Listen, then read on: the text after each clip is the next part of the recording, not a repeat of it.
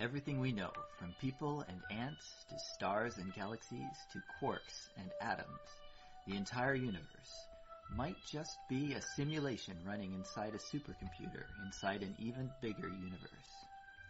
Ancient philosophers said that the universe is a dream that we're waiting to wake up from. In this dream world of the imagination, anything is possible. All cultural items, from the dreams of our rodent-like ancestors, to books, to television shows, are merely permutations of the reality we think we live in. Today's age of computers and video games places simulations at the center of our cultural consciousness. A select group of us perform simulations for fun and profit, and we call them games, role-playing and otherwise. We live to run simulations. Join us on the Simulationist podcast as we explore our culture of simulations. But that said, I think zombies are perhaps the only monster it's okay to use a steamroller against. Hello and welcome once again to another iteration of the Simulationist. We're on the 60th of our little iterations, and it is the 27th of October, 2013, and I am Josh Levin, and with me is Ryan Kirkby, and let's... Brought to you by NyQuil and Canada Dry Ginger Ale. Oh yes, I hear you're feeling a little bit under the weather there today. I was going to go get the flu shot, but then I decided, why don't I just get it the natural way? And so I did. Okay, well, just a PSA for everybody out there, do get your flu shot.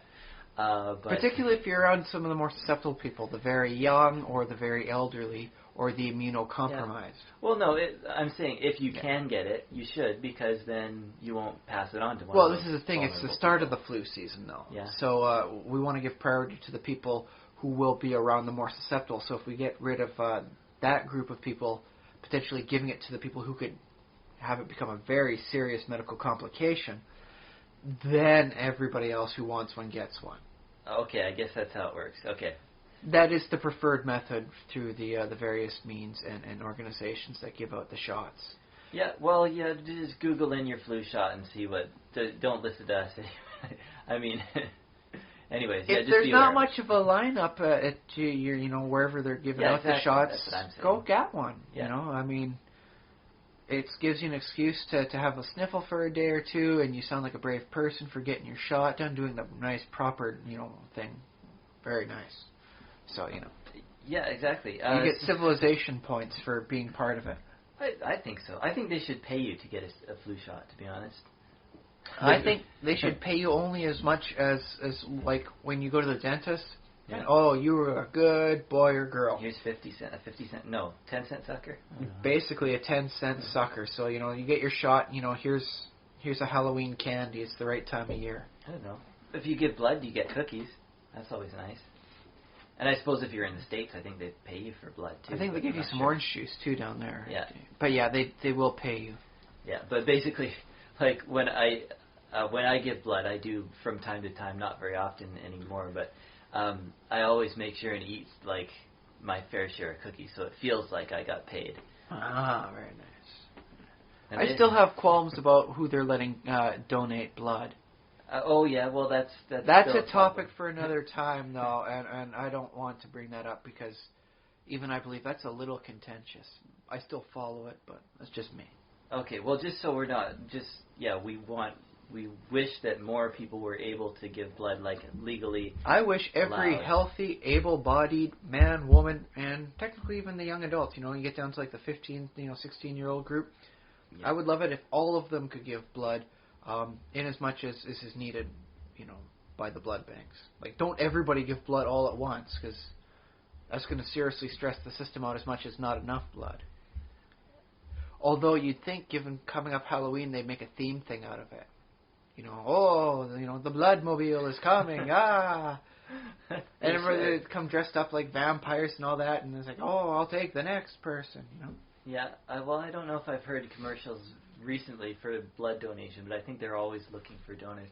So that, too. They always seem to be critically so low. Get your shot, give some blood. What else can we recommend for people right now? Well, given that it is the flu season, plenty of good fluids and healthy fluids at that. Okay. So don't go chugging Red Bull like crazy. have some juices, you know. This episode not brought to you by Red Bull. Unless they sponsor us, in which case we'll retract this comment. Anyways, that's enough of the PSAs, I think, for now. Maybe more later. We should get to what simulations we've been running. Do you want to start? Yes, I have been working on Dwarf Fortress. I've been doing some heavy coding. I've been looking at their interactions that allow you to change a creature into something else. Which, as it turns out, different creature? Different creature, or add their tokens to them.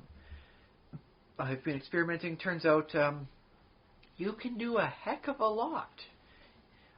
Just by adding a syndrome that adds a token that doesn't have an expiration time for it, you can make a creature never go to sleep, never wake up, all sorts of things.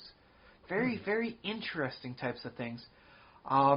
Not a lot that has wonderful applicability within the game itself, but I do like how very open-ended and promising it is. But that said, I've been looking at some coding from a modder, and he came up with I mentioned it last week, the Cybermen from the Doctor Who, and so I was working on something like that. Like, I just came up with a place creature, it's like, okay, not too much to him. There's no, extra, civilization or entity files or anything I have to worry about. It's just, this will turn a creature into this creature. If I get it right, I'm planning on switching Minotaurs over from a semi-mega beast in the game to an actual cursed thing, which works more along the tradition. Okay, cool. Like actual sort of not. I was going to say history, but not real. Like history, actual obviously. mythology, as being a cursed beast. Like how Minotaurs really are in the real world. Or at least how they're deciding to present them in what's going to be D&D next. Okay. Instead of being a creature that just exists, it is a curse afflicted upon a person who then becomes. So I quite like this, so I figured, okay, I'm going to try this out, and then once I realize how I can get it going, then I'll make it into a cursed Minotaur. I think the reforms will receive it very well once I get it done and polished. Unfortunately, I'm at a bit of a snag. Okay. As my wonderful little creature that I've made up can make other creatures, and they work very well in the testing arena, but whenever I generate a world to see how it comes out, they will happen, and they will be created, but whenever I try and look at them in the files, the game crashes completely and suddenly. Oh, okay. Yeah, crash bug. And because it crashes, I can't find out what I've done wrong because it won't put anything in the error log. Yeah. Well, so, welcome to coding. Yeah. So now I have to go through and make sure I put the colon here and bracket there, and I got everything right, and I didn't misspell creature with like a AE instead of EA, or something stupid like it, because it's always a stupid problem. Yeah, or capitalization, is it? Capitalization is actually decently important in the coding, but I'm pretty good on that. I know when to capitalize. It's just the stupid little things that get you. So I'm going to have to hunt that down, and, well, I'm sick, so I can just lay back, I'm going to go to bed early tonight and just fall asleep, and, well, I'm looking at the code. Oh, yeah. Okay, fall asleep in front of the computer. Yeah, sure. Oh, I got my little netbook with me. I'll just put it all up there, just go over the code one more time, look at it, compare it to the original source I've derived it from, and what the heck did I do wrong? Yeah, sure. Okay. Other than that, just been watching a whole lot of Halloween movies. Yes, of course. We didn't mention that. I guess this is technically our Halloween episode, although I don't know how Halloweeny we're going to get, really. But, hey, happy Halloween, everybody. Yeah, make sure the candy you get is fun-sized and not full of razor blades. Yeah. Woo! Haha! Don't worry about that, kids. That's actually not something that happens. Well, see, here's the thing. It's not something that happens until someone actually does it. Okay. Yeah. I mean, I guess don't blindly eat your candy, but... and be a little wary about the homemade stuff where you cannot have the proper, seals and authenticities. But eat the homemade stuff, because that's the best. Like, I know kids, you're all like, oh, well, it's like apples and, homemade stuff is gross. I don't want the, corporate candy stuff. But trust me, like, when you get older, the homemade stuff is going to be like, the best. Especially if you can get it from, like, someone you know. Like, you get it from, sure. Your so-and-so's family friend and all that, and you can be fairly certain of the source.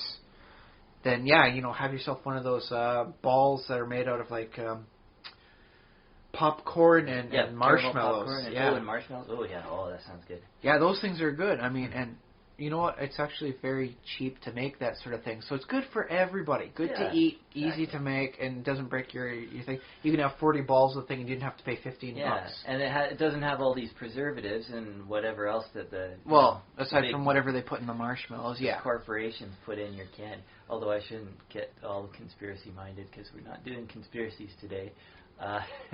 It's always a good time for a conspiracy. But yeah, watching a lot of... Did anything catch your eye particularly for Halloween movies? There was one I was half awake, half asleep for, because that was when I was really sick. That's the best time to watch horror movies, I'll tell you that.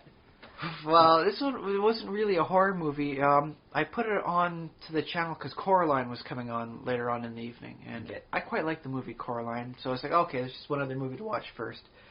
And it was called Daddy, I'm a Zombie. It was originally a Spanish-named one, so I guess maybe it sounds slightly better in Espanol. But it's like, I watched what I saw of it, and I got the general gist of the whole thing. I said, I guess that's not a bad one. I wonder what the internet thinks about it. So I go onto, the Internet Movie Database, and oh my goodness, some people are so far against it. The general premise of this: young girl, she's from a divorced family. The mother left because the dad is a coroner, and she just doesn't like being around corpses all day because they live in the same place where they work. Okay, yeah. And so she leaves and starts a new life. She's got a new family and all that, and so there are some very nice points you can get in there because there's some deep issues you can get in with, like a split house and what it's like when it feels like one of the parents has moved on to another family. Okay, yeah. And so she's feeling alienated from her own mother and all that, and she's only got the one friend who breaks up with her,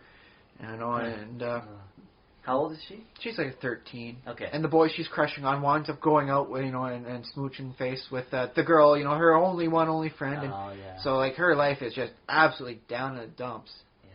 And so, she's running off from the whole scene, and I wish I was dead. Lightning strikes a tree, branch falls on her, and then apparently she dies. Well, so far I like this. This is sounding good to me. She wakes up as a zombie. In some sort of... I saw this coming from the title. Yes.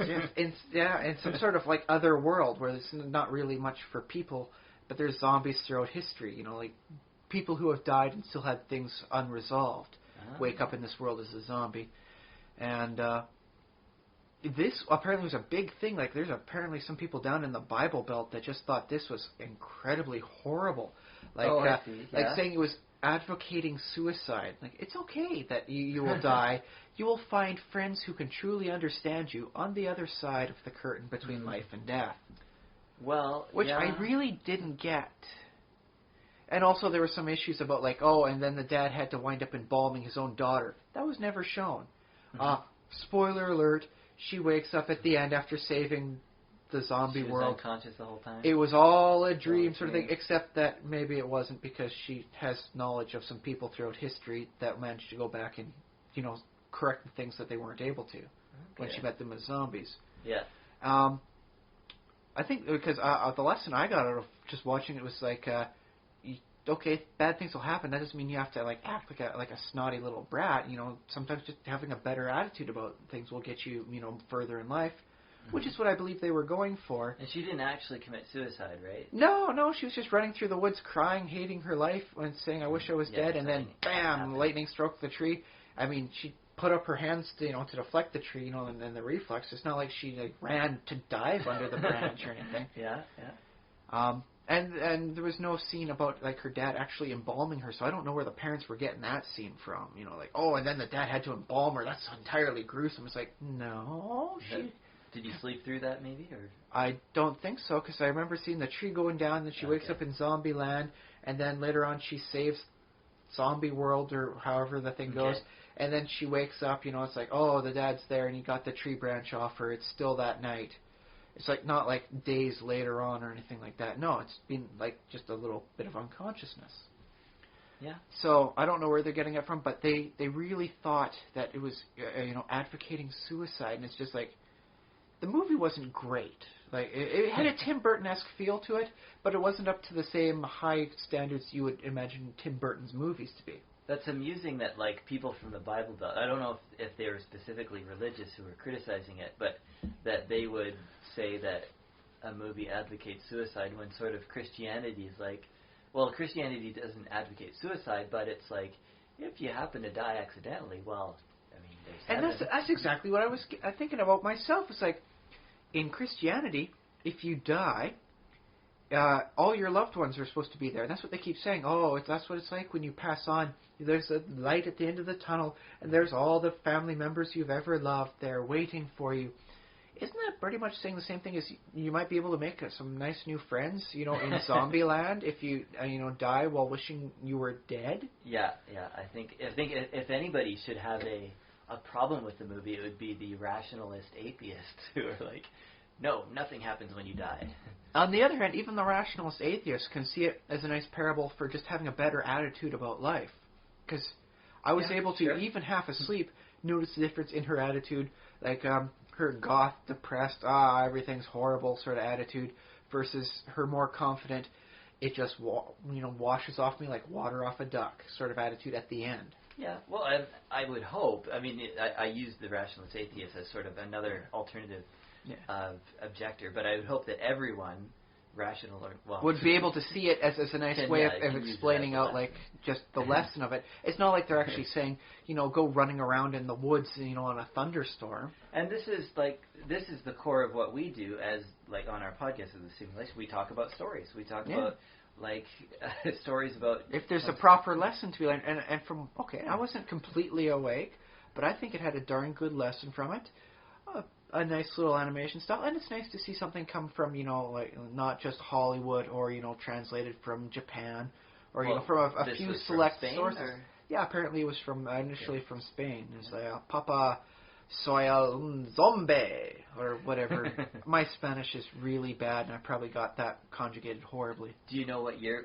People can look it up, and so. I think it's only about 2 years old. But okay, it's just nice to see. Yeah. It's just nice to see it coming from other locations than like the big centers of media production. Yeah, well, I think movies are hopefully movies are sort of going that direction, in that anybody can make a movie because it's very cheap now to get cameras. Well, this one was all CGI animated sort of thing. This is all like. Of course, mind you, some of the complaints were like, "Oh, this is like the best you could have made in 1994." Well, yeah. I think it's stylized, but it was decent. I think my TV's light color might be turned down too dark, because I remember looking at it a few times and not being able to see anything. It was so black on shadow. That could be just bad production quality, yeah. Could be bad production quality, but from what I've seen from some of the photo stills afterwards, it might just be my TV. I might need to crank the brightness up a bit. Okay. But it looked good enough to put on air, But good enough to watch. Good enough to put on basic There's cable. our endorsement. And I thought the lesson was good, but it really struck me at just how far off some other people got a message. Yeah, and people do that, though, from films. Like, I mean, I don't know what you can... I think you can find that on almost any movie. Like, people get the wrong idea from it.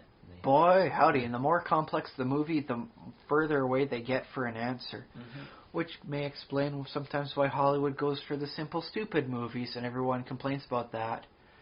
But Hollywood never really complains vocally, like, you never got the real message on this deep, complex storyline. Why do we even bother? Well, and then you have movies like Donnie Darko, which nobody understands. Yeah, I had to look up on Wikipedia, and I had to go to a few sites to figure out Donnie Darko. And even then, I don't know how you were supposed to get all the information from just the movie. Yeah. That said, it was a good movie to watch, and I don't care if I didn't understand it. Sometimes parts of it were just amazing. Yeah.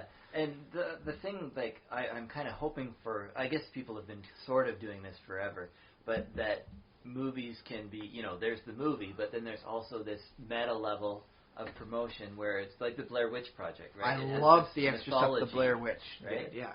And it's not just the movie isn't the only part of the experience. I kind of wish the sequel movie had kept up with that, following with the mythos, but what's done is done. The Book of Shadows. You sort of have to try different things. Yeah. And, The Book of Shadows wasn't that bad. Could have stood to be more of its own sort of thing, as opposed to a direct sequel, but whatever. It's done, and it's out there. Yeah, and people are making like different people are making movies inspired by the Blair Witch Project. I figure if it inspires somebody, it's got to be at least good enough. Yeah. So, sure. But yeah, I've been watching a lot of stuff, and that was the one that really caught my eye. I've been watching some Hammer horror films. Not bad, but they just didn't catch my interest as much as the IMDb outrage over that one, Daddy, I'm a Zombie. Yeah. Which is actually weirdly named because as a zombie, she never really even meets her dad. Her dad not being dead, he's not in the zombie otherland, so, you know. Yeah. I guess it's technically a little mislabeled. I was expecting something like, oh, she wakes up as a zombie, and then, like, the dad's got to make sure she doesn't decay as they figure out, like, how to get her like back. Going to school and... Yeah, that would have been an interesting one there, you know, because, like, you know, oh, why does she smell like formaldehyde? Well, she lives in the mortuary. So that nobody would question it. It's like, oh, I guess there was a spill there this morning, eh? Oh, yeah, that's it, all right. And I think there could have been a nice movie going that way, but whatever. So when she's I don't know why I'm still on this, but maybe I should just watch it for myself. But when she's a zombie, is she, like, talking and stuff? Yeah, she's talking. She's got, you know, like one skeletal arm, one skeletal leg thing that they like to do. Uh-huh. That said, her arms were, like, she was really skinny beforehand, so you have a hard time kind of noticing in some angles whether or not it's a bone arm or regular. I like that thought, though. But yeah, I mean, they had like a mummy, which is, I guess, like a really old-fashioned style zombie. Sure, yeah. Sort of thing, and it was all nice. It was all decent enough. I mean, I wouldn't like say, oh, you gotta go out and buy this. Everybody get your own copy. But I liked it. Okay. I think it'd be even better if I was to watch the full thing, well, completely conscious. So, you know.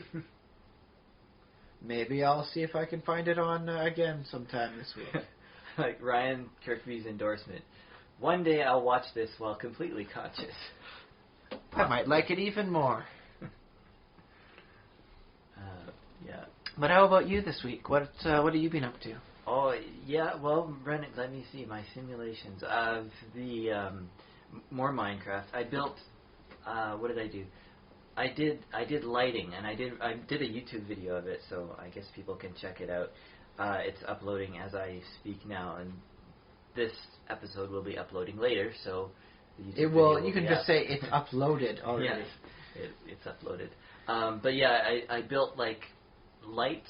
Like I wanted to light up the town, but I didn't want to just like torch. So I did like fancy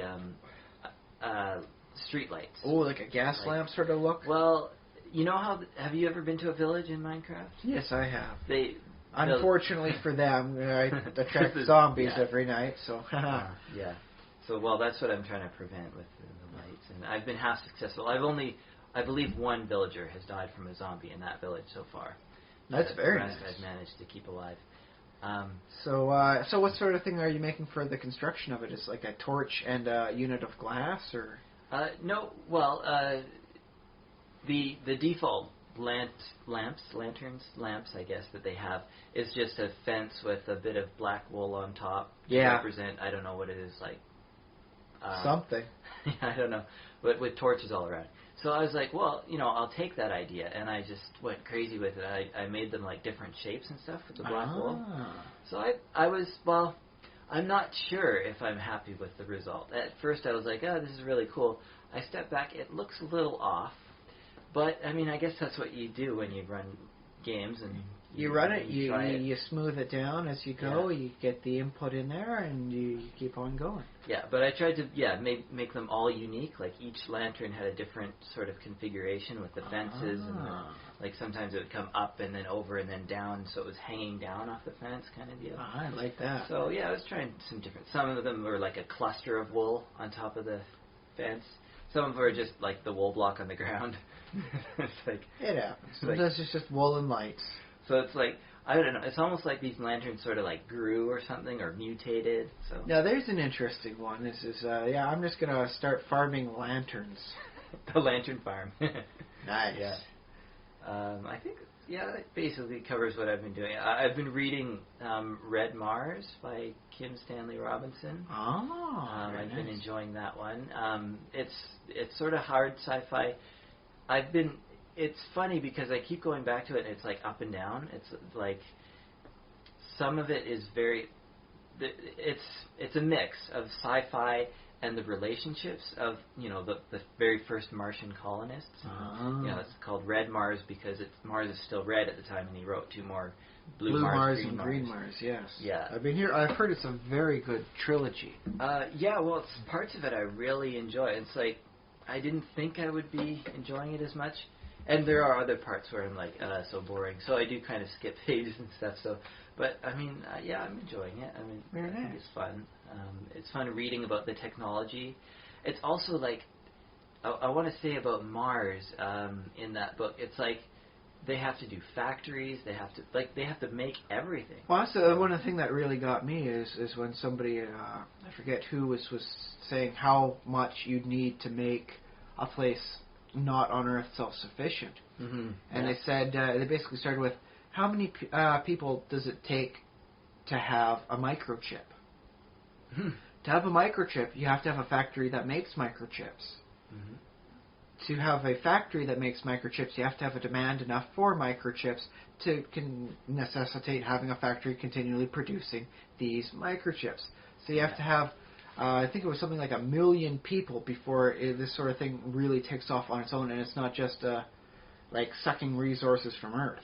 Yeah, exactly. Yeah. And so that really got me sitting down and thinking like, wow, like actually colonizing another planet is going to take a lot of people, a lot of time, and a lot of resources. Yeah. It's not just we sent a dozen people over there and now it's all hunky-dory. Yeah, exactly. And that's what the whole, there's 3 novels about that very topic. So, and of course 3 novels by one person, thousands of novels by other writers. So. Oh yes.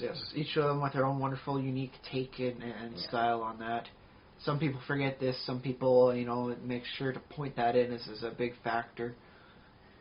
All sorts of wonderful things. I almost think you can take the whole colonization thing as its own subgenre of space fiction. Could be, yeah. And just you work it on various various continuums of. How many factors are being considered for logistics versus how many things are being considered for just the personalities. Yeah, exactly. Because let's face it, some people go crazy when they're cut off from their internet for a few days. Going to Mars over the course of 3 months, that sounds like axe crazy length of time to me. Yeah, although you could still have internet, it would just be delayed by a few hours. It's like, the ping rate on that's 800 seconds ping? That's a pretty nasty lag, man. Yeah. Well, you'd have to order I don't know if you're watching a video or if you're downloading a podcast. This one, for example. Wouldn't it be cool if future space colonists were listening to our podcast? I think that'd be pretty nice. And I think the podcast is almost an ideal form of media to listen to, because you can download them one at a time and you can play them, and sometimes just hearing another person's voice is all that's required to help put you at ease. Some people who work a lot of those solitary shifts for long times don't even get a chance to hear that, so just hearing other people speak just relaxes them. It's like being in a cafe, like being over at Starbucks or something. You Just nice to hear the people in the background, even if you're not really paying attention. Yep, because we're social animals, and that's what we need. So we hope we're doing a valuable service for people. Even if it's just as background noise. We do hope we're more than that, but if that's what it is, that's what it is. Very good. Okay, well, I think that covers me, that covers you. Okay. We do have some news this week that relates to fiction. Well, it's an obituary? Yes. Sadly, there's an obit. There's a few notable obituaries this week, but we're only going to focus on one because it pertains specifically to fiction. Okay. The actress / voice talent of Marcia Wallace. She played Edna Krabappel. She was the voice. She was the voice of Edna Krabappel. The older listeners out there who got a chance to watch the Bob Newhart show would recognize her as the secretary for Bob. Okay. So depending on how old you are, you might recognize her as a different person. But we're going to talk about her as the voice of Edna Krabappel. I imagine probably most people, even old people, will at this point. Know okay, yeah, Simpsons. It's been going on since '89. Yeah, okay, fair enough. But after her passing, the show's producers for The Simpsons have said that they are going to retire the character of Edna Krabappel. So they're retiring a character. So that's an interesting, because they don't have to make that decision. No, what they could have just done is have like someone else who sounds a lot like her do the voice. Even because they have a lot of talent there. So. There's not. Or they could hire someone else. Yeah, not just a lot of talent. There's a decent amount of resources behind there. They could get that working. But they've decided, out of respect for the actress, they are retiring the character. So the question is, how are they going to do it? And this is a big thing in fiction, because this is sometimes a very pivotal thing. Like, sometimes, a person passes away, they replace the voice, just not the same. Well, The Simpsons they've had characters killed off. Have they ever had another actor, or another main Well, there was actor? Phil Hartman. Was he on The Simpsons? He did Lionel Hutz, the lawyer. Oh, he played, okay. Yeah. But somebody else does that voice now, right? No one's done it since. Lionel Hutz was retired, and because he was, I don't think he was even a secondary character officially. I think he was a tertiary character. Yeah, like an every once in a while character. Yeah. Sure. A recurring character. Yeah, just him not coming back was just something that was easy enough to say, no, we're going to just bring him back in. Wasn't he supposed to play Zap Brannigan? Yes, I do believe he was. Okay. And so they had to get another voice actor for Zap in the Futurama series. I believe there was the lady who did the voice of the school nurse / lunch lady. Lunch lady, what, Doris? I believe so, yeah. Yeah, she had that raspy voice. I don't know. Maybe we shouldn't speculate. But it's never been as big a character or a recurring like Edna Krabappel. She was a secondary character. She was important. Not in every episode. No, she was Bart's teacher. And then later on in the series, she did marry Ned Flanders, so she was like the next door neighbor. Yeah.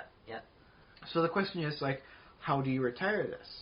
Because in various shows, a character leaves, they don't get renewed. Do they kill the character off? Do they just replace the character with someone else? Like Charlie Sheen and 2.5 Men was hugely contentious in its time. And then decided, okay, we're going to kill him. I don't know if it was contentious externally. It was contentious internally because they were having problems working with each other. Well, I heard a lot of people who were fans of that saying, I'm just not going to watch any of that show again. Without him, it's not anything. And other people were going, well, without, I just never see a Charlie Sheen thing ever again. Now that he's just walked off after doing something I love so much, I just hate him for this. So there's both ends, divided sort of thing. And it was big. But in the end, they decided to kill him. Yeah, they killed off the character. The character, they killed not the actor. Although, given some of the quotes back and forth, maybe they were planning a hit, just they never went through with it. Okay.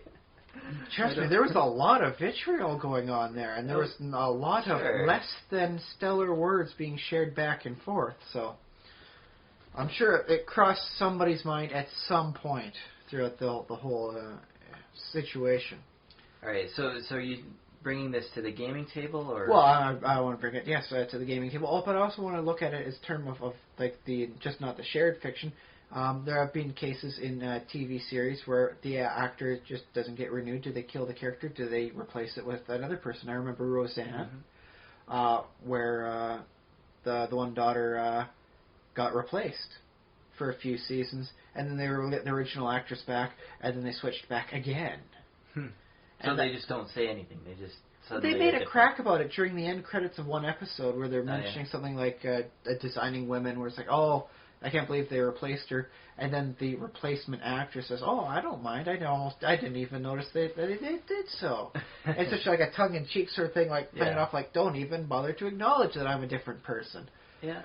Well, I think that's a mature way to handle it.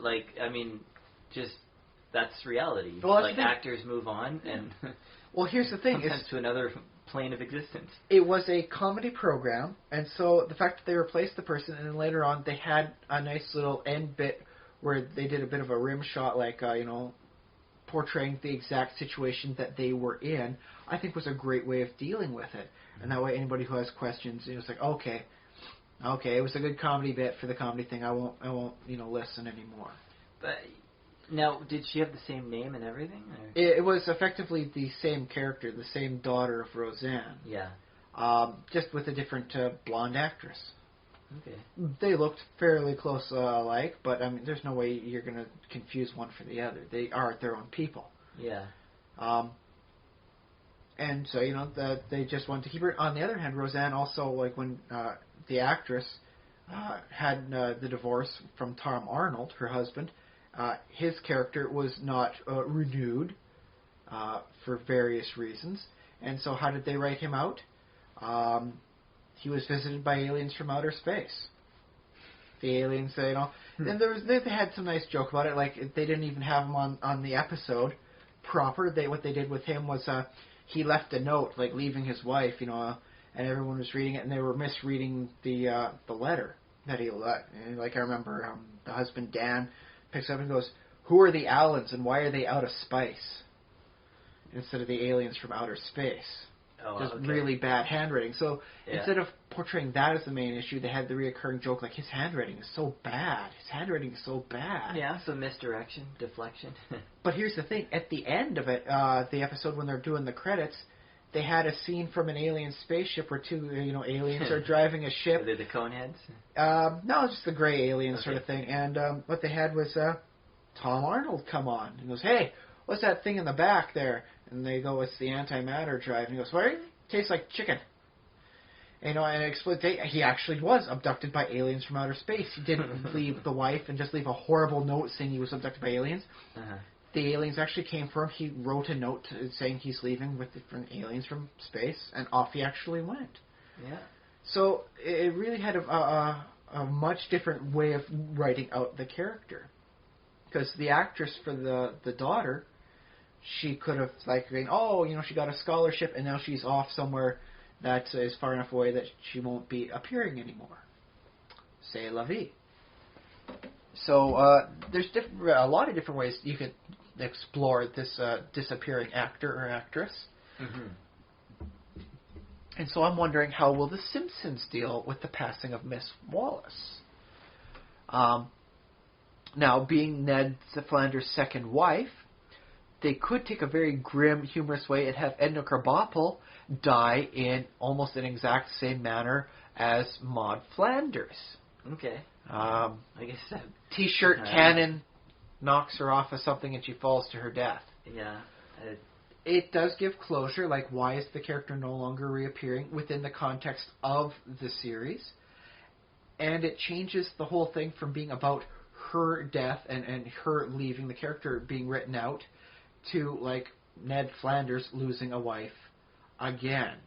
And I could see it as being a very, very good thing for him, because... Oh, yeah, sure. Yeah, losing your wife, yeah. Well, hear me out on this one. Okay. Ned Flanders was originally supposed to just be better than Homer. Uh-huh. He had more hair, he was in better shape, his kids were more well-behaved, he makes more money, and instead it wound up... becoming just Ned Flanders is a very, very religious guy who speaks with diddlies and doodlies. Okay, and they've tried to do stuff about that, and explain it away or change his personality a little bit, but by and large he's being just Flanderized. And there's a term for it now based on the character. Flanderization. Okay. It's blatant Flanderization is what they're doing to the characters now. Is what they say when they become two-dimensional. Sure. And so this is, I think, potentially maybe the best chance the producers have of giving Ned Flanders a little bit more depth, remove him a little bit from the religious aspect, and just make him a great guy in general, in all aspects, just better than Homer in whatever view you want to look at it as. Well, wait. And less Flanderization of Flanders. And you think killing off two wives is going to do that? Or... At least they can make something out of the passing of Miss Wallace and having to write out Ned Flanders' second wife. Because she is the wife, and, she's technically the Simpsons' next-door neighbor at this case, and what you going to do? You got to do something best to make a good out of a bad situation. How else are you going to explain it? I mean, they could just have her just never appear again, and then just Ned says, oh yeah, Edna's over there, at my place, and then just never feature her. But that feels kind of hollow and kind of cheap. There's no real closure provided. When we're talking about it now, it sounds hollow and cheap, but I imagine if you're just watching a show, you wouldn't even notice, because a lot of episodes don't have her in it, and so it'd be like... But any episode that's going to feature Ned Flanders, or, Rod and Todd Flanders, is by extension likely going to feature her. How are they going to make that work without the voice actress? And with the character even retired. So they decided not to have the character. Well, I mean, this is The Simpsons. They have done some outrageous things before.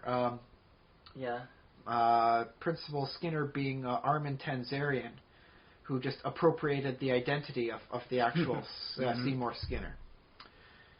So what they could wind up doing is just completely writing Edna Krabappel out. The marriage never happened, the romance never happened, she was never the teacher, and just completely erase her from existence. But that still feels a little cheap. So ideally what they're going to have to be faced with is some sort of closure that doesn't feel cheap and feels like an ending to some degree for her. Okay, so you think the character has to die too? I don't necessarily say the character has to die, but just the only way I've been able to come up that works for both comedy as well as closure is she dies in the same manner as Maud Flanders, because that is darkly funny in ways I don't think anybody is willing to really look too deep into unless they get in that sort of mood for it. But you can't deny it's kind of a funny premise. It's like, Ned Flanders loses a second wife the same way he lost the first one. Okay, yes, I admit I am laughing, but I have no idea why, because that does not sound funny at all. It's the gallows humor. Not a lot of people want to understand it. Everyone's a little thankful that they have it, though. And honestly, it's a very uphill challenge for the writers and producers as to how they're going to retire the character, and whether or not the fans will feel proper closure or whether they'll just feel. But this is like a very big challenge for the whole crew. And let's face it, the Simpsons fans are an odd breed of people, tenacious and yet fickle. They don't like it when you change too much. They don't like it when you keep everything the same. Okay. And so if you want to appease the fan base, you're going to have to walk a very tight line. So what are they going to do? What can they do? You could have it so that they go back and they find all the lines of dialogue that Edna Krabappel has ever said and compose a list of that. And so they could just have the character just be effectively on repeat. The only lines she gives are lines she's already given. Oh yeah, but that doesn't seem like they really retire the character. Then it's just a running inside joke for those. Yeah, I was going to say, like, if I was a voice actor, and I guess in a way I am because I'm on a podcast, and I have recorded probably enough words that you could probably recreate what I say. So if I had my wish, like if I were to die or something like that. Oh yeah, let's not get too bad. Let's just say coma. Yeah, or lose my voice or something. Oh, okay. I would, and like if I was a voice actor that people actually like watched and stuff. They recognize that voice. Ah, yes, I remember him from the Space Boot stuff. That's Josh. That's Josh. I got that. Yeah. Yeah, from the few things I do. Anyways, yeah, if I wasn't able to do that, sort of my wish, my dying wish, or would be that the character continue, or that in some way. I mean, if it was a teacher on like The Simpsons or something like that, I'd be fine with someone picking up the character. But I suppose the question is somebody willing to do it, or does it feel weird? But it probably would feel pretty darn weird. Actors do things that feel weird all the time, so I don't know what the problem is with that. Fair enough. But so yeah, this is like any which way you slice it, it's a thorny issue. So it's like some sort of thornberry cake. Yeah, I think they'll figure it out. They'll do something cool. I hope they do. The Simpsons hasn't always had the best seasons, so if they don't have all the writers firing on all the right cylinders, it might not be satisfactory. So I'm hoping for everyone's sake, fingers crossed, knock on wood, they're able to come up with a way that appeases all sides. Okay, cool. So yeah. And so I just is something I think everybody should consider whenever you're watching a series. Like, what happens if this person is out? How does it change the dynamic? Would they bring in a new person? Would it be in the movie The Gamers? The wizard dies, because you got punched too hard, and then in the next Yeah. scene they meet a suspiciously similar wizard who they just welcome in, come and join us. Yeah. Which is equally valid as any other option, especially at the gaming table, because, sometimes the game goes on. You can't just sit down in a tavern for 3 weeks and find a replacement spellcaster. Well, you While the could Dark and Lord just- ravages the land, and, the princess gets eaten alive or whatever. Yeah, it depends on the adventure, but you could just say, like the DM could say, okay, the party spends 3 weeks. It is now 3 weeks later. You have a new wizard. And that's okay. It doesn't always necessarily feel right. If the person, at the table is like high on the role playing, they might want to role play the initial encounter, get a sense of how the dynamic works then. Maybe, or maybe they just want to skip it. I guess it depends on your group. So yeah, especially when it comes to the interactive fictions, we always recommend make sure everyone's in consensus. Well, yeah, as much as I mean, ultimately it's the DM's call, sort of the pacing of stuff. But yeah, basically try and get your players' input and try and understand what they want. Which goes back to what I was saying with with the fans of the TV series for The Simpsons. Okay, yeah. Find a way to appease everybody. Not always an easy job, but it's definitely worth the hassle. Because if everyone gets happy, things start flowing, things start moving, you're on to the next big thing, what you really wanted to focus on. So, Alright. So there we go. Miss Wallace, from all accounts, was a wonderful person.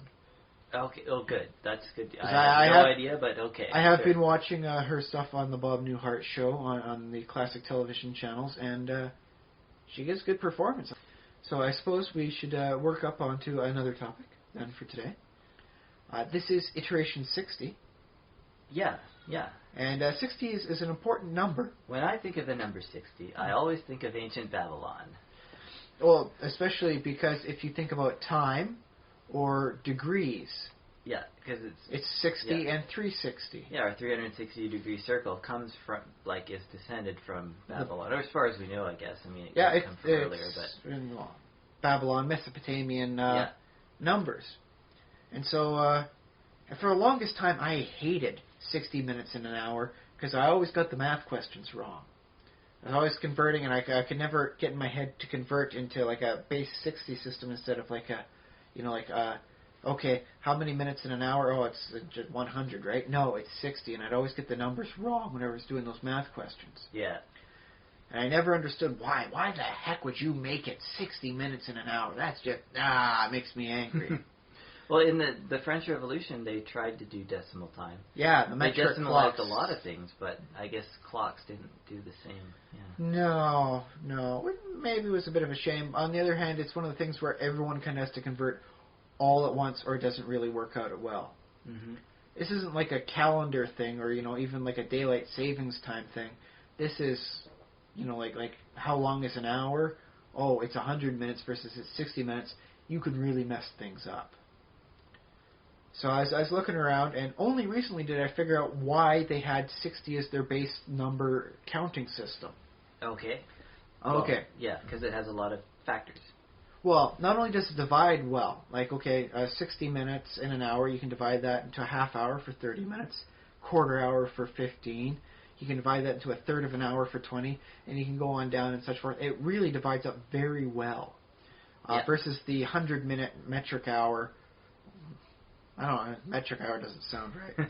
But you can divide it, half an hour is 50 minutes, and then you got quarter hour for 25, and then it just doesn't quite work the same. Yeah, eighth is a little bit harder, and third of an hour is 33 and a third minutes, which is, Yeah, it doesn't quite work out the same. That's one thing. But, okay, I got a fun thing for everyone out there. Hold up your right hand. And then, using your thumb, start counting the bones in your fingers. And, sorry to point this out for anybody that may have a genetic mutation. There's nothing, lesser to you for having these extra joints. But if you do, bonus for you. You have 3 in each finger. Yeah, 3 in each finger. You got 4 fingers because you're counting with your thumb, and that gets you the number 12. 3 times 4 equals 12, so where you start at your pinky, or what? I suppose you start with your pinky. Thumb to pinky, and then move down your pinky from the top to the bottom of your pinky, from the end to the base of your pinky. 1, 2, 3. Yeah. Next finger, 4, 5, 6. Ring finger, middle finger, and then 7, your 8, 9. index. Index, 10, 11, 12. Yeah, there's your 12. So there you can count to 12 on your hand.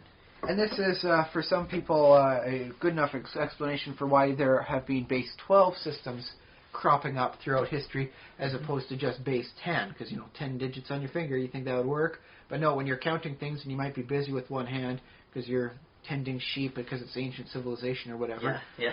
Tending your sheep. You're tending your sheep. You got a crook in one hand and you're counting your sheep as they go on by. You're counting the knuckles on the joints and all that on your fingers. So that's how you get with a base 12 instead of a base 10. But how do you get 60? Well, sometimes you have more than 12 things. How can you tell how many more things you have after 12 if you're counting on your right hand? Well, then you start using your left hand. You get to 12, you put up the one finger on your left hand, and you start counting those bits again on the right. Yeah, okay. And so you can keep that going up, and because you're not needing your thumb on your left hand, you can count that in as well. 5 times 12 is 60. So you use your left hand fingers, each represents 12? Each represents a 12 each count. whole finger. Like we're not doing segments Each anymore. digit, yeah. Although you could do segments too. And that explains how you would get a gross. The 144, which seems like otherwise a very random number. Yeah, well, they were counting digit upon, like joint upon joint bit then. And that's how they got the 144 eventually. But if not everybody has 144 things, and so I have 144 things. Yeah, but not all the time, and you don't need to count up to 144 things. Okay. But you might have more than 12 things, and so that way on your left hand you can use your thumb because you don't need to count the joints either, and you get up on the just a 5 counts of 12 on your left hand. Well, that's 60. And that's a pretty high number. Not a lot of people need more than 60, so that's how their rating system came into being for 1 through 60, as opposed to like 1 through 10. And that explains how we got the 60 minutes in an hour, 60 seconds in a minute, and 360 degrees in a circle. Yeah.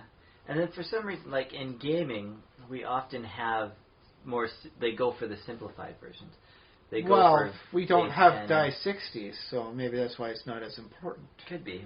Like all the monetary stuff, they don't do pounds and shillings, they just do... Although I have noticed that my old version, the White Wolf, the Dark Ages, did have the proper monetary amounts and explained how, this one thing counts of 32 of the others, but it doesn't really exist. It's an accounting term. It's like saying a dozen. You don't have like a $1,000 bill.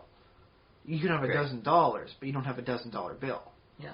And so you don't have like this 32 mark for this. No, it's just an accounting term. You can have the 32 bits together however what you want, but you don't have it as is. And so they actually made sure to eschew the decimal style for the new the money systems. So points to them for making sure to keep a little bit more historical accuracy. Now, in your D&D worlds, when it comes to numbers, do you think your typical D&D world would have the sort of the Hindu-Arabic numerals that we sort of know, or do you think they would go with the Roman style, like XIV and all that? I would like to think that because most D&D worlds are somewhat of an idealized form of the medieval world, and you don't really have the sexism or the racism to the same style. You kind of have speciesism, but whatever. Okay. Yeah, so they sort of whitewash it, but okay. More of second verse better than the first. They improve upon it. Okay, yeah. And so in that case, they do have the number 0, and they are using the Arabic system. Okay, cool. That's my belief. You can, in your campaign, do whatever you want. Well, I'm not going to tell you otherwise. But I do want to bring up the concept of lucky, sacred, or important numbers. Okay, yeah. Because we've mentioned it before, but I think this is a nice time to reiterate. So in the Warhammer setting, 60 doesn't mean anything. It's just another number. It's between 59 and 61. Okay. But the Chaos Gods have sacred numbers, and this has mattered in gameplay in some editions. The Chaos Gods have the numbers 6 through 9, and the one forgotten lesser Chaos God that they haven't mentioned in several editions had the number 11. But if you were fielding, armies, like, for instance, let's go Khorne, the blood god Khorne, the god of war. His sacred number was 8, and so if you have 8 Khorne warriors all going together, they gain bonuses, or they gain like an extra little aspiring guy to help out with them. Okay. A little extra better, not enough to really push the tides. And it was weak enough that they eventually wrote that out for the rules because simplification. Sure. Yeah. But it was important for them, and it did add. It made it seem right to see. Those are Khorne. These are the warriors of Khorne because there are 8 of them there. Whereas you can tell these guys over here, they must be disciples of Nurgle because there's only 7 of them. Okay, I like that thought. It helps you distinguish them on the battlefield. So those who know really do see the little bits that help out. Yeah. And I really do like that. So here's an idea to pose to you, Josh. Oh, yeah. Let's say you've got a luck god of some sort in D&D. Yeah, okay. Their lucky number is, we'll say 7, because 7 is a lucky number for us, and that translates into the idealized version of D&D. Drugabel the god of luck, whose lucky I'll number just call is him 7. Drew. Yes, Okay. lucky number 7. And what would you say that a person who follows that god, an active worshiper, not just someone paying lip service, treats a 7 as a natural 20, whereas a 20 is just a standard number as per whatever? Oh, well, that's weird. But would it make them feel more like they're a true worshiper of the luck god Drew? I don't know, because I don't know how well that reflects on the character themselves, because when you're rolling dice, that's sort of a meta activity. It's outside the game. Then again, luck is a very meta activity itself. I suppose. Even in the most real of realities, that is ours that we know of, luck does almost seem like a meta thing. Yeah. I don't know if I would want to use it myself, but I can see that being an idea that could be helpful to some people. If everyone's okay with the table, it's like my lucky number is, in this case, 14, so I treat a 14 as a 20, and a 20 as though it were a 14. Well, in some ways it just seems needlessly complex, but I suppose, yeah, if you wanted... Then again, I'm looking at several shelves of gaming material I have, some for just a single setting, so needlessly complex kind of loses its place of importance in What are you talking about? They're all needfully complex. I'm sure there's always someone just enough to say otherwise. The whole thing is needlessly pointless to some, so I mean... Well, okay, I guess. I don't know. It's hard. Yeah, we've talked about a little bit about quantifying luck and like sort of imprinting it into our games before. It's very difficult because luck applies on the level of the players and on the level of here we are rolling dice and I hope I roll a high number. That's sort of the players doing it. Okay, well how about this then? If you are a active worshiper of God X, God X has sacred number, N. Once per day, when you roll N on a die 20, you can treat that as though it were a natural 20. Well, and that applies for any god that doesn't even need the luck domain. It's just any god with a sacred number. Okay, here's what I want to do to bring luck into the game, to make this lucky number idea. Or I suppose sacred in this case. Yeah, or sacred number.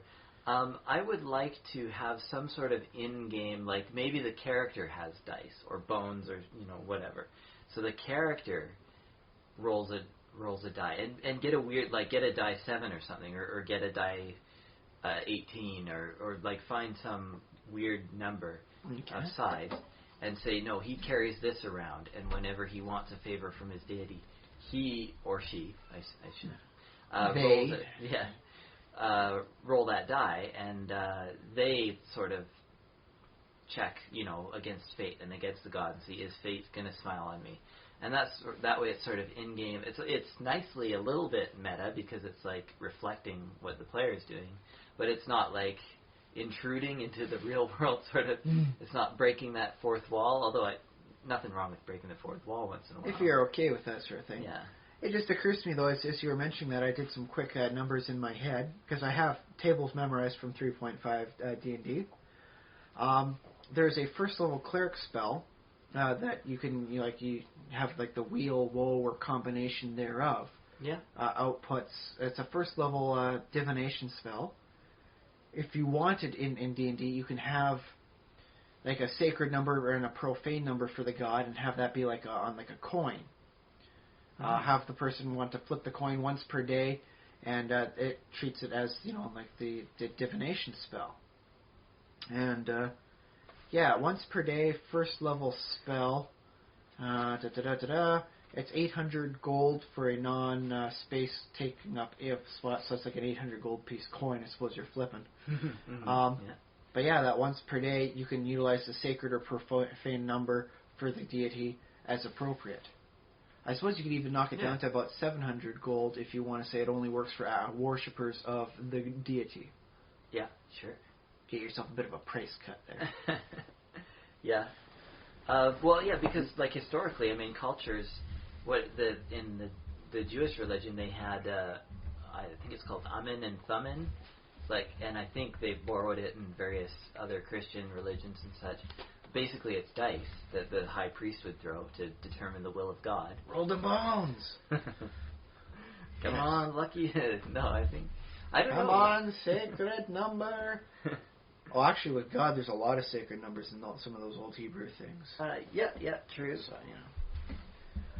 and that said, if you're working on some religious things, there are some very hard to reach numbers on a die. Like Christianity, the worst number is the number of the beast, which is either 666 or 616, depending who you want to listen to. Yep. But either way, that's really hard to get to on a die 20. Yes. Well, if it depends, because you'd have to roll something like 4 percentile dice, and then it's like a 1 in 1,000 chance. Yeah. Well, I'm thinking you can get to 400. You can get to any die's square because 20 squared is 400. So if you roll 2 d20s and multiply one of them by 20, then you can get up to 400. And add them together. But that still doesn't get you towards that unholy number. Yeah, so you just need to add a third die of. It doesn't even have to be a d20, but I'm not going to do the math in my head right now. But it might even be as low as a d4 or a d2, because you're not far, if you're up to 400. But then the only way to defeat that is just to have a number that ends in 1, because that almost guarantees, except with some nice math calculations of prime numbers, that you will actually reach any number that ends in 1 through multiplication. Well, no, because one of the dice is the singles. So you can't use your d4 to multiply. You have to use your d4 as a unit. Anyways, I think that's too much math. It might just be easier to roll 4 percentile dice and just work and it. And ignore anything above, or well, no. Well, that's the thing is you have to work out the odds on 4 percentile dice. Well, I suppose you could work it on the 3 percentile dice and you get 1 to 1,000 that way. Well, the odds are that's simple. Any single number is 1 in 1,000. Yeah, so it's very, very slim. So I can understand why you don't see very many Christians trying to roll the bones to find good luck versus bad, when bad luck is only 1 in 1,000. Well, that's not the only necessarily evil number. Yeah, I mean they do have that 13 ostensibly because of Jesus and 12 disciples. I don't know if that ever happens in the Bible, but yeah. So, yeah, I can understand though with some of those larger numbers. I remember in the webcomic Goblins, one of the alternative characters that they have there, it's based off it's a game and everyone knows it's kind of like a game of D&D. So you can actually choose your class and mention what level you are in there. And the one alternative to the fighter was a scion who managed to integrate himself with the numbers of the universe. And so that he could only be hurt by something correlating to a specific number that was all of his weaknesses combined and magnified. Unfortunately, the number was something like 1 billion and some blah, blah, blah, blah, blah, blah, blah numbers. Yeah. I wanted to say, though, about 666 is, in some ways, it's actually not far off to roll dice for it, because the way they came up with that originally, or the prevailing theory, they're not sure exactly, because it comes from a book that has a lot of coded language references, in it. yeah. But what they think it was is it was a numerical idea that transposed one of the Roman empires, possibly Nero, possibly another one, and transposed their name in Greek alphabet. That would be Neron Caesar. Yeah. I believe the Greek alphabet, or just the Nero, Hebrew language, or something like that.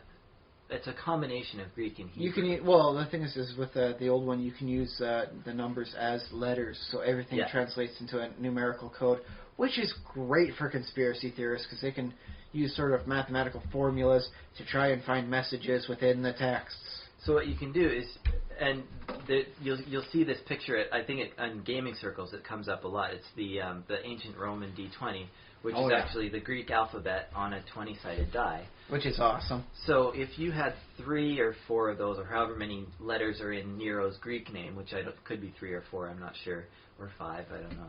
But if you had that many dice and you rolled for the name Nero, you would also be rolling and achieving the number 666, because each of those letters has a value, a number value. Now I want to either get several 26-sided dice, or find out some sort of combination of 20-siders and 6-siders to work as consonants and vowels to see if I can randomly roll character names.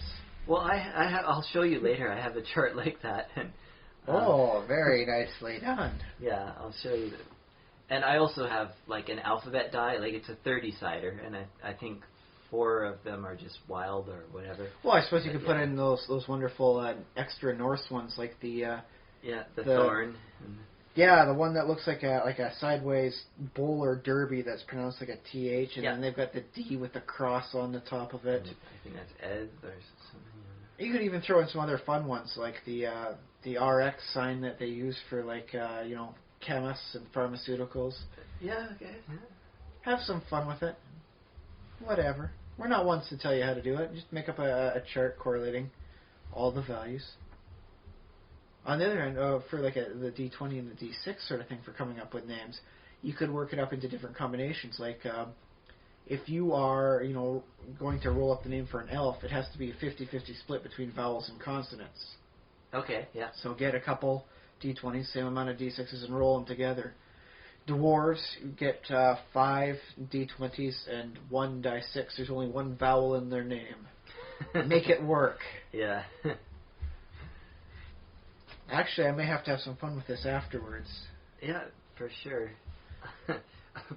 So where were we? Sacred numbers. Yeah, sacred numbers. So I always find it interesting just looking these things up. Because now that I can understand where they got a base count of 60 from, base 60 is a great idea.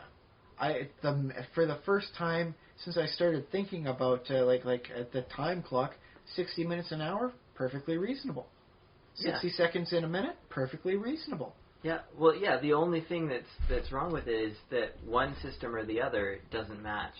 So if you're using base 60 in your clocks, it's like, why don't you just use base 60 for everything? Because you can't have 60 hours in a day. It just doesn't. 24 is just kind of how it works. Yeah.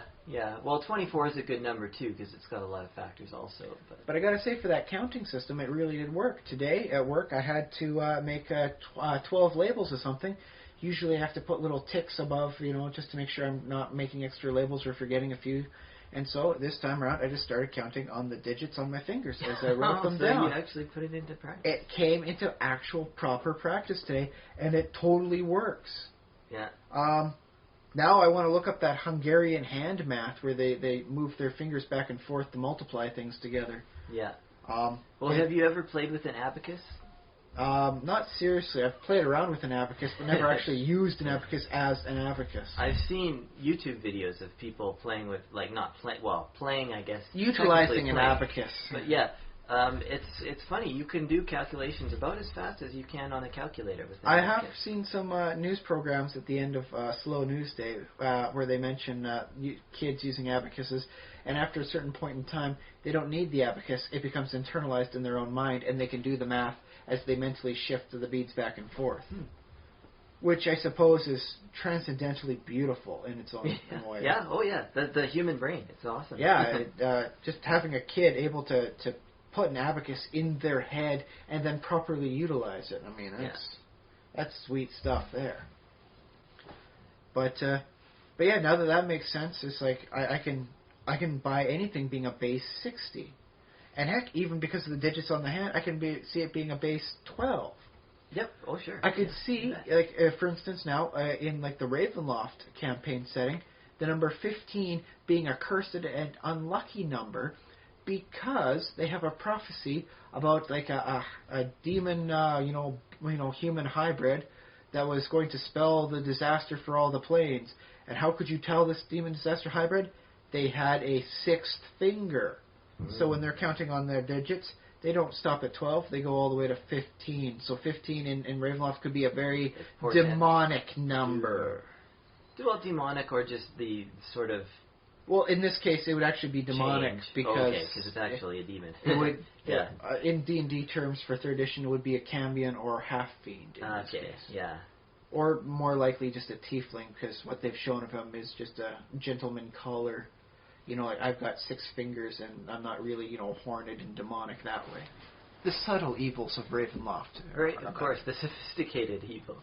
Yeah. The evil that you invite into your home, because you're not going to invite a half-fiend into your home in most cases.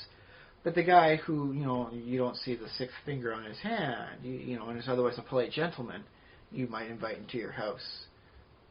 And then have everybody dead in the morning. I wanted to also think about the connection between numerology and religion, and I was thinking about it, and I think one of the reasons why there's so much of a connection is sort of monks sort of curate religions, and monks and priests and sort of these people who read books and sort of do, like, sit at home and do these math puzzles and stuff. So I imagine most real-world religions do have numerological ideas in them, right? I mean, think about this, is you're living in a world before the scientific method, and you see a number crop up a few times, and then you start thinking to yourself, does this number mean something? And then you start correlating that up, and before you know it, you're off on not exactly a scientific track, but you're trying. You're definitely trying, and you've got some numbers, and when you're doing math, like you're looking at Pythagoras' old stuff, and you're seeing how, the numbers are important, because when you work the numbers correctly, they always come out right. People, they're messy things. You can put, like, 2 people in the same situation, like a dozen times, and depending on who the people are, it'll always come out different. But numbers, you always put them into the same system the same way. They'll always come out the same. Yeah, that's true. Oh, and did you know, like, one of the theories of where the 7-day week came from is, and we still have this in the names of the days of the week, in Sunday, They're Monday. Nordic. Well, no, there's the gods, but what I'm saying is there used to be considered to be 7 planets, because the sun was a planet and the moon was considered a planet, and there were 5 visible planets. Mercury, Venus, Mars, Jupiter, Saturn. Yeah, and they didn't know about the other ones until the 1700s. Until they were able to refine some telescoping lenses. I think, that's... so that makes 7. So yeah, there's 7, and they didn't realize, they didn't think of Earth as a planet. I guess some people, when did they figure out that Earth was just another planet? Well, that's the thing, is they were working on some really odd ideas for a while about, like, what the heck was going on. They were certain Earth was in the center, but they weren't even certain if it had an other side, because there was all these antipodal things like, if the Earth has another side, then whenever you step down, someone has to step on the other side, otherwise you go through. And some sort of really... These were ideas that, honestly, I don't even understand, because, I mean, anybody who's, like, walked on something semi-solid will know, like you can walk on wood. It doesn't mean someone has to be on the other side of a second-story house pushing up against the floor to make sure you don't crush. So, obviously... it's a thought. And yet you have these philosophers saying, there must be an exact Earth on the other side, so that way when we step down, as the other you steps down and pushes back, so that the forces are equal. And it's like, wow, wow, buddy, you are drinking way too high proof on your alcohol. Get back down to the 2%. Well, I mean, in some way, yeah, I agree with you, but also it's like, it is strange that when you step on a solid object, like, why don't you go through something solid? Like, what keeps because it it's solid. And well, that's not an answer. That's kind of the reason why we have the term solid. If you did go through, it wouldn't be a solid. It would be a liquid or a gas. So this is what philosophers did, and to some extent still do, although they have quantum mechanics. Yeah, they've got more refined stuff, but the rock has an inertial force behind it enough such that when you step on it, you're not applying enough force to bend or break it to any meaningful degree. You are, of course, bending it on some very small scale, but its structure, especially on a crystal lattice style of most kinds of rock and other solids, will indicate that it is able to withstand your meager footfalls. Yeah, of course. And so that way, I mean, just thinking about just how thick it is, I mean, the way these guys were thinking was like the Earth must be paper thin, when really anybody with a shovel can tell you, no, it ain't. Well, true. Yeah, anybody who builds a building, it's like, okay, here's a floor, and somebody's walking on the second floor, and they're not falling through it. You don't have a servant underneath pushing off every time you're stepping. So yeah, we can clearly prove this to be false. Yeah, and I'm pretty sure they had 2-story buildings back that far. If they didn't, I feel really bad for the philosophers who came up with the idea, just sitting around in their 1-story houses, not even bothering to watch the people building the houses. Oh, you mean there's more dirt underneath this dirt? And all the forces just disperse throughout the dirt under the dirt, and it can keep going like that until it's nothing? Okay, then maybe we can work out a depth. And bam, next thing you know, you've got a how thick the Earth has to be thing. But instead of this crazy antipolar belief. I mean, I like these crazy ideas because they. I like a crazy idea too. They give rise to our D&D, like, planar realities. Like, what is that? I mean, where would Spelljammer be without crazy ideas? The crystal spheres, yeah. It was based off of it. I mean, that was just the general premise. Like, what if these crazy ideas were right? And then they created a world, and there was giant hamsters in it, and that was awesome. Yeah. But here's the thing now. Just because we've discovered that, 60 works because we've got a nice, easy explanation for it. Sure. And just having a nice, easy explanation for it means we accept it. Like, I'm accepting 60 so much more now than I was even 2 days ago. Okay, yeah. So just come up with a fake, easy explanation for other reasons why numbers are as they are. Why is there a 7-day week? Because all divine beings have 7 fingers on each hand. Yeah. And that's how you can tell how they are, and that's how they decided how many days in a week there were. Makes sense. Good enough for me. Or just, whatever first race walked before the elves did and made, buildings before the dwarves did. They had 7 fingers, and they made this decision. We've been following it ever since. The end. I'll buy that, sure. And then, hey, look at that. You got like a story thread like, ooh, a really ancient race, eh? Do they still have some ruins out there somewhere? Let's go find out. Bam. Adventure Hooker 2, side plot, who knows, maybe it even becomes a focus of your campaign. Yeah. So good stuff. So yeah, I mean, just the more easy stuff you just pull up for explanations, the more threads you're pulling up for future stories. Just make sure not to make it too complex on the first thing, because I've seen a lot of people get into it. Was effectively a state of paralysis. They're trying to explain everything all the time. Nothing gets done because they're all trying to weave everything together at once. It's like trying to make a tapestry by bringing all the threads all in at once, as opposed to weaving it back and forth one thread at a time. Yeah, good thought. That's the best way to look at it, and it's what I have to keep telling myself whenever I'm trying to picture a campaign in my head. Don't come up with everything all at once. Hear the broad strokes. Yes. Fill in the details as you get closer. Yeah, even as players ask. It's just... Make sure you write down your explanation so you have that for later. Something to work off of. Yeah. So yeah, that's what I think is a nice point for 60, sacred numbers, and how it can help out in your writing, in your systems, in your games. Very and cool. let's work it this way too. Any number can be a significant number. Yeah. Well, There's that whole like it's a kind of a game kind of a thing like the number 5. Find some way that everything in your life relates in some manner to the number 5. Yeah, you should be able to do that fairly easily because numbers sort of fit together that way, and you can manipulate numbers enough that everything can do it. Yeah. Like even the rules for like the game of 5 or the explanation for like the importance of 5, it's like everything is either a division of 5, a multiple of 5, related to 5, and they give 5 examples of it. That's why it's so powerful. Yeah. And so, long story short, I think it's fun to play with numbers. It's fun to look at your life and try and examine it to any style, any degree. So the number 5 is just one way. If you want, make it work with 4. Make yourself feel unique. Make it work with 6. Any which way you want. Find some way that everything relates to that number. And that it's a good mental exercise to build up forgiving explanations. Because when you start coming up with explanations, you get into the pattern of that sort of thing in your head. Why? Because this. Why? Because that. Then when the players ask you, you don't even need to think. You just open your mouth and explanation comes out. There you go. Why is there 7 days in a week? There are 7 gods in the pantheon. One name for each god. The end. Everyone goes, okay, yeah. What about the other ones? They came later. They weren't the original 7 gods. They're the extra gods. They've been vying for days in the week, but they would have to depose an actual one of the prime 7 gods for that. Next thing you know, hey, there's a nice campaign thing. One of the gods is trying to usurp position and become one of the 7 prime gods. The Holy War sounds like a nice campaign to me.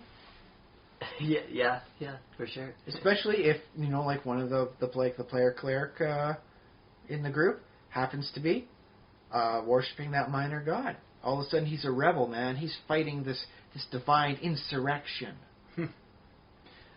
Yeah. See? Bam.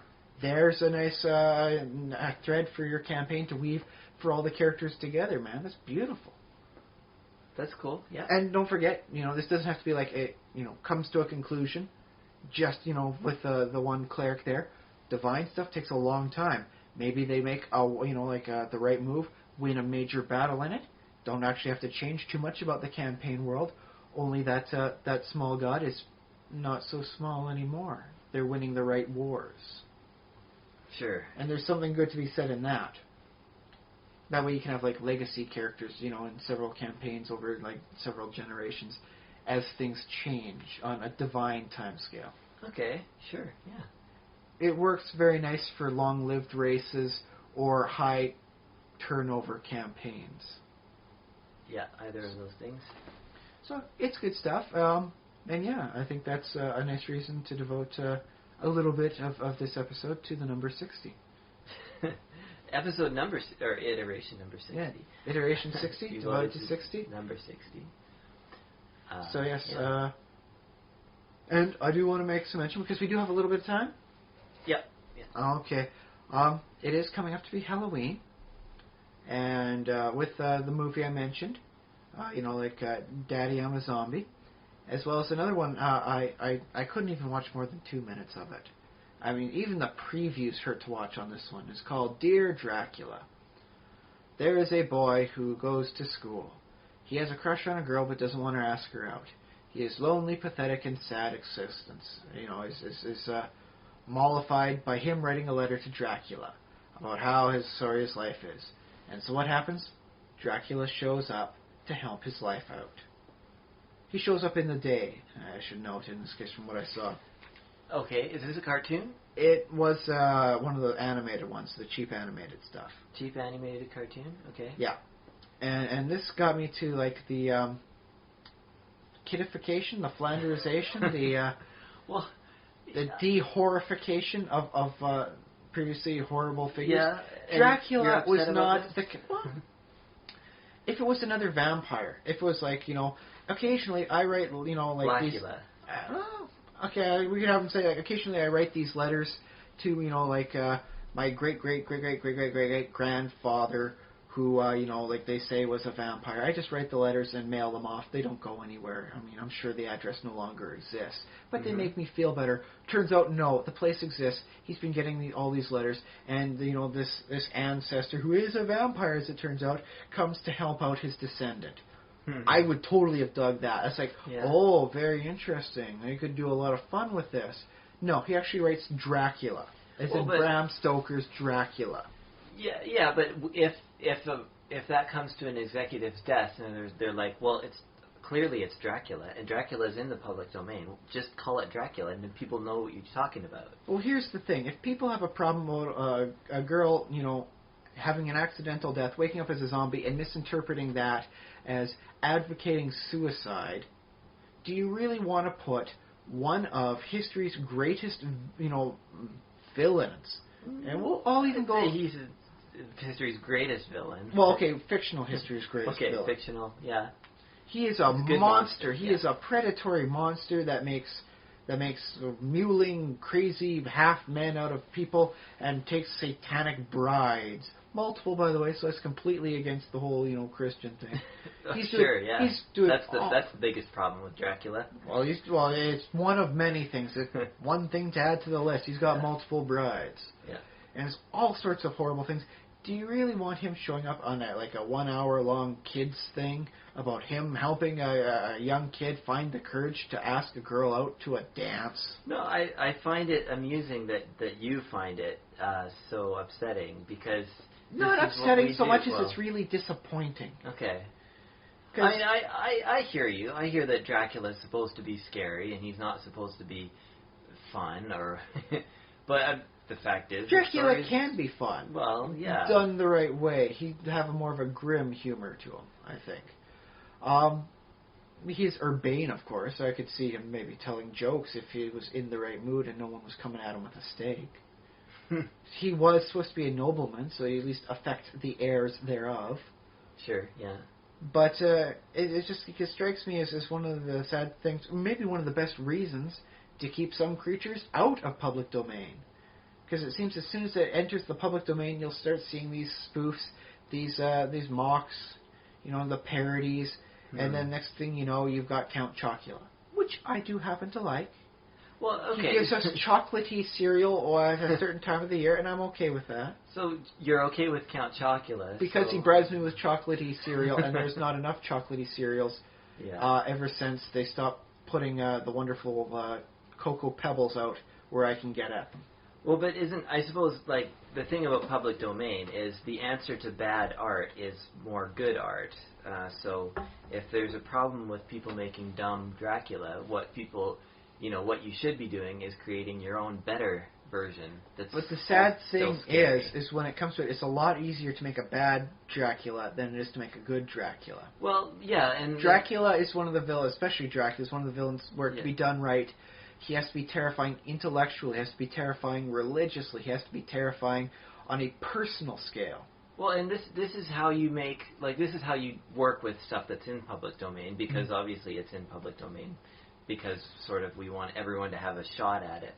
But you have a whole lot of sort of crummy Draculas that are kind of funny or don't quite hit the mark.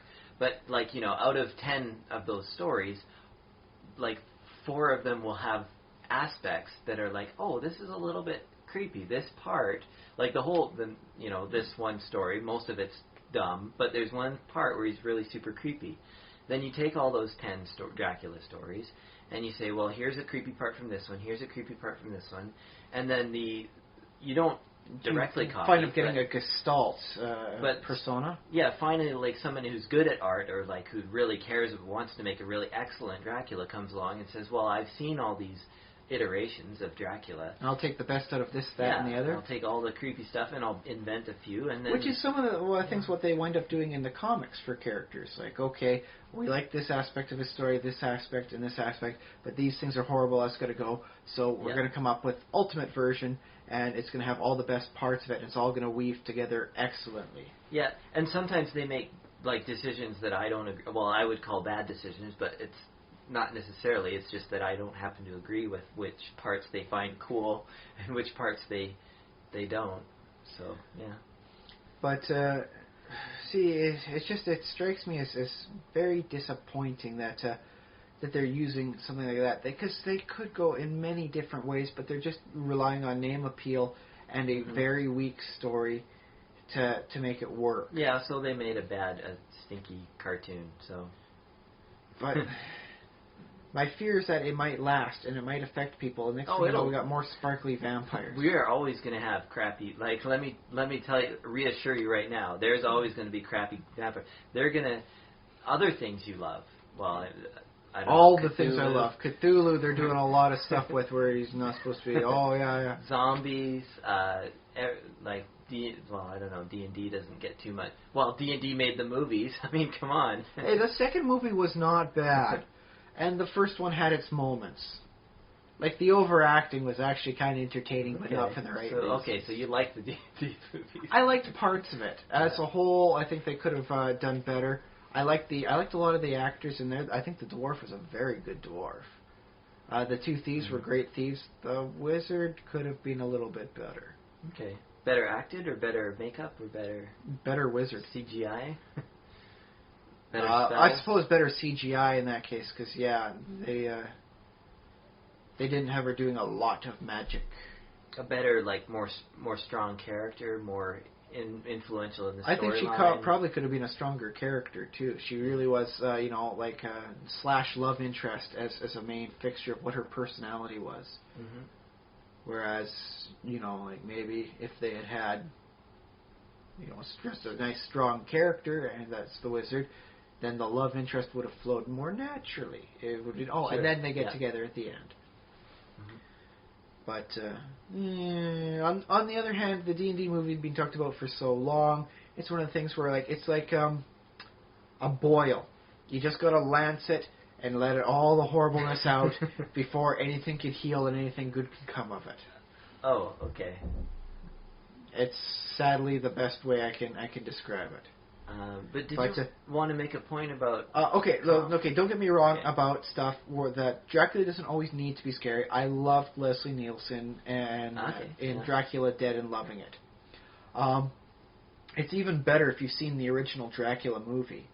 Like, I got a chance to see it just this last month, and just how close they got to the characters in the original Dracula movie. Like, the character Renfield, I thought in Dracula Dead and Loving It, he was making some odd sounds, like, oh yeah, he must be insane. No, he was actually really referencing what the original Renfield sounded like in the movie. And so it's like, oh wow, like this... Like, I gotta watch the Dracula Dead and Loving It again. It's something that's like, I'm finally getting all the deeper layers that they put in there. Because as it turns out with Mel Brooks and his comedies, he does have a lot of respect for the stuff he spoofs, so he will put in those extra layers in. That's good. So yeah, there was even the one quote I really liked him, Dracula saying was, "You are a very wise man, Mr. Van Helsing, for someone who has yet to live an entire lifetime." And I loved that when Leslie Nielsen said it, it's like, oh, that's a pretty powerful line. That was really dramatic. Mm-hmm. And then it's like, no, they actually used that in the original one. And so that was actually just a reference that they made. Okay, yeah. So yeah, I thought it was a great comedy. It had its great moments in there, both humorous and dark. Dark humor as well, as a nice mix. So it was all in there. So don't get me wrong saying that if it's Dracula, it has to be grim and scary and all that. He can work his comedy, but it has to be done smart. You got to get a smart actor, you got to get a smart writer to make Dracula be a good Dracula. Now, there are some ones you can work out being dumb. Zombies are not known for their intelligence. So you can make a wonderful... Heck, you could have had a great zombie movie with the Three Stooges as zombies. Okay, yeah. You could have had it like... Abbott and Costello meet the Three Zombie Stooges, and then just would have been the greatest comedy of all time. The universe just decides to end. Nothing tops that. And it would have been excellent because zombies aren't known for their intelligence, so you can have the dumb humor going on with the slapstick smack around. It works. I think it works even better with today's CGI and special effects, where you can actually have something like you do the eye poke and the eyes come out with. And then you've got a blind zombie. How does the blind zombie work? I don't know. All the zombies are stumbling one way. The blind zombie's going off on a 90-degree angle somewhere else. Yeah. Shaun of the Dead was a great example of good zombie comedy. That's it. I think you could, if you wanted to focus on the zombies, there's some very good physical humor possibility there that I don't believe is being fully tapped. There's yet to be a zombie comedy that truly gets the whole of the physical humor you can do with zombies. Okay, yeah, a lot of room for improvement there. Well, they always work for the scary. What do zombies really mean? What are they symbolic of? Yeah. No, you can just have some really good slapstick humor with zombies. They're just rotting corpses that we laugh at. Sometimes it's okay to laugh in the face of death. Okay. But that said, I think zombies are perhaps the only monster it's okay to use a steamroller against. Yeah, you laughed just at the brief mental image of that. Yeah. That doesn't work with vampires. It doesn't work with werewolves. Doesn't work with Pinhead. Wait, so a steamroller won't kill a vampire or a Well, werewolf? it will, but it won't have the same comedic humor effect to it. You'd have to have a silver steamroller to kill a werewolf. Well, that could actually be an interesting scene in like a werewolf thing where, like they're trying to get like kill a werewolf, and so they get like some silver paint and they put like nice striped bars on top of the steamroller and get them with it. Yeah, I mean that's good. That's good physical humor there, and a death. No, not a lot of people would see coming from the start of the movie. Silver steamroller. Yeah. Well, spoiler alert for the future movie we're gonna make. I don't care, man. I think that's how we get the funding on a Kickstarter program. Yeah. Okay, guys, listen. Silver steamroller versus werewolf. Give us money. We can make this happen. Anyway, well, this podcast has gone on for just over 90 minutes. I think we have to wrap it up. So yes, you think though I am being a little overly sensitive on the stupid humor, and the maybe simple. a little. There will always be bad stuff. Yeah. But that said, there used to be better bad stuff. The bad stuff used to be Varney the Vampire or the Feast of Blood, as it was also called. Look it up. It's public domain. Varney the Vampire. Okay. You can find it over on the Wikimedia stuff. It's not the best written. It was done as a penny serial, so it doesn't have the same cohesiveness that Bram Stoker's Dracula does, but it's the right time of year. It's a good read. It's a nice example of old fiction. I think it works on many levels. Cool. And it was a better bad than Dear Dracula. Okay, yeah. That said, it strikes me as still, it's like, you could have done so much better. I can see potential in there, but you completely botched it for just a name drop and a bad 60-minute movie. Well. Anyway, if you, dear listeners, have thoughts on any of the topics that we discussed today, send us an email, thesimulationist@gmail.com. Write us a review on iTunes. You can search for The Simulationist on your iTunes. Or, if you do want to make a bit of a challenge out of this, send us a mail about the worst horror movie you've ever seen. The worst one that just worked for the dumb. Yeah. It's stupid. That failed on so many levels. It is a little subjective, but I don't think you'll be able to beat Dear Dracula by the time we get to the next podcast. Maybe not. I don't know. Should we have a contest of some kind? Well, if we can find somebody that posts up something and we'll take a look at it and go, wow, that was really bad. And not even the bad you can enjoy, because there are some bad zombie movies that wind up being entertaining. Just so bad they loop the horn to good. But I don't think there's anything that can top us. Like, you failed on so many levels, and you've completely helped to undermine the wonderful nature of a named character. Yeah. Okay. So that's a challenge out there. I'm throwing it out. Oh, that's good. Yeah. So that's it for this week. Thanks for listening. Send money. And have a happy Halloween. Happy Halloween.